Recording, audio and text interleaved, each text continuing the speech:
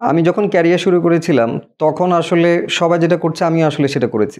আমার কাছে অত ইনফরমেশন ছিল না। যেমনটা এখনকার ইয়ং জেনারেশন সোশ্যাল নেটওয়ার্ক থেকে অনেক ধরনের অ্যাডভাইস পেতে পারে। সো আসলে আমি টেলিকম খাতে সবাই ঢুকছে। সো আমিও ঢুকে পড়েছি and I ended up in a good place.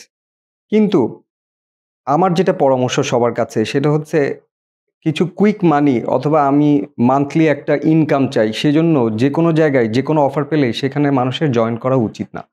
মানুষের বোঝা উচিত বা প্রফেশনালদের বোঝা উচিত ঠিক ৫ থেকে ৬ বছর বা ৭ থেকে ৮ বছর পরে এই সেক্টর আসলে কোথায় গিয়ে দাঁড়াবে? সেখানে কি আমি আমার স্কিল সেট দিয়ে আমি রিলেভেন্ট থাকতে পারবো? Do I love to do that job?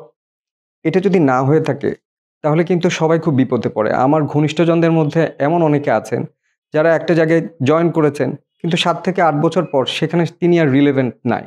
কিন্তু উনি যে তখন ক্যারিয়ার লাইনটা চেঞ্জ করবে সেই অবস্থাতেও উনি নাই। এটা থেকে আসলে আমার যেটা পরামর্শ ইয়ং প্রফেশনালদের কাছে, সেটা হচ্ছে যে সোশ্যাল নেটওয়ার্ককে তাদের অ্যাডভান্টেজের জন্য ব্যবহার করতে হবে। You need to stop scrolling through those videos. যেখানে একটা ভালো ভিডিও বা ভালো অ্যাডভাইস আছে, সেটাকে খুব মনোযোগ দিয়ে শুনে সেখান থেকে কিছু অ্যাকশন আইটেম নিয়ে নিজের উপর নিতে হবে এবং সেগুলো অনুযায়ী কাজ করতে হবে। ABP, Making Professionals.